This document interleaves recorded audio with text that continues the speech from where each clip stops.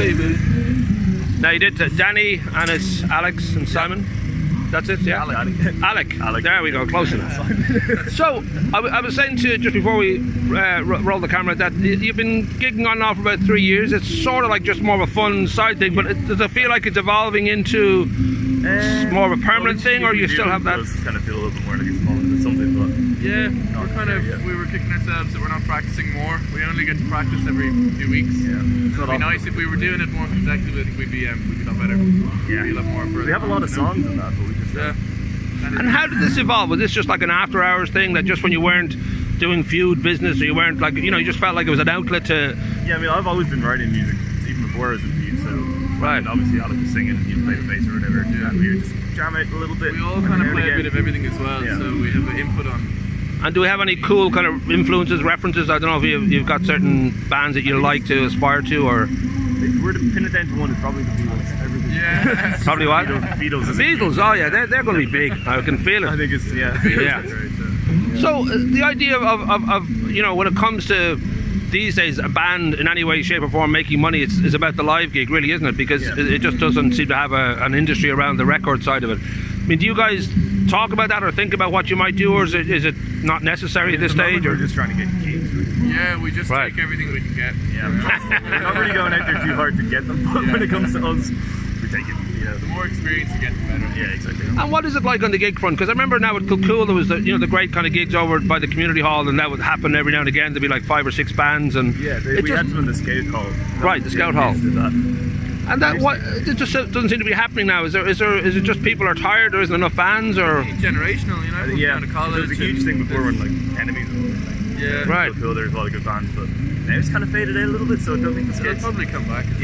Because it baffles me when you consider that it's accessible to a lot of people, and you would think it's not like now, and more than ever, you can record at home, you can do an awful lot for nothing. Yeah. You would just think that would make it, you know, explode. But if anything, it's sort of diluted rather than. I think it's moving out of Kilcool a bit. Yeah, I think it's moving more towards Dublin. All right, well, there you go. So now, I don't know.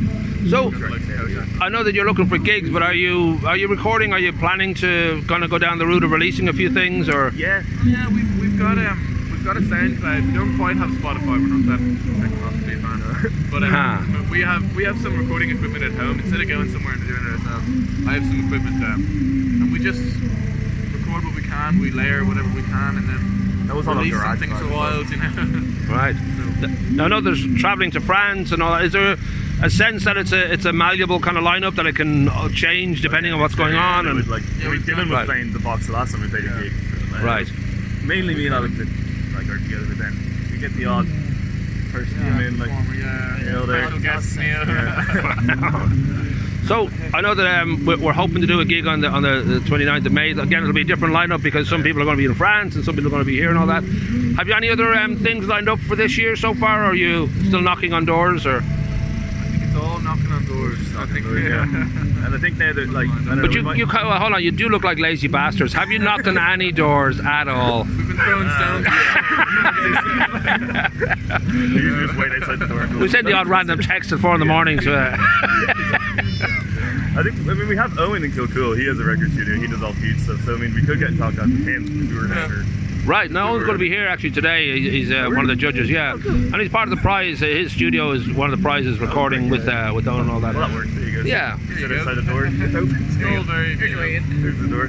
But considering that you've got somewhere like the Harbour Bar on your doorstep, have you? That just seems like a perfect outlet for. I've emailed them as well, but they never got back to me. Okay, I had a bit of bullshit with them too. Now I was trying to get the Great Elvis a support slot, but it took about 6 months for them to say no. Yeah. So I think maybe we should. Yeah. But I think we should hopefully. I know with the Hotspot and the Whale wouldn't really do many kind of rock gigs, but there are like, you know, some outlets at least around, and so hopefully. But we look forward to. I'll record some of the set today and all that. What would you do now with if fame and fortune comes your way? Are you druggy people? Is it about the sex? Is it about sex, drugs, the car? you know? There you go. That's what you need. Lovely job.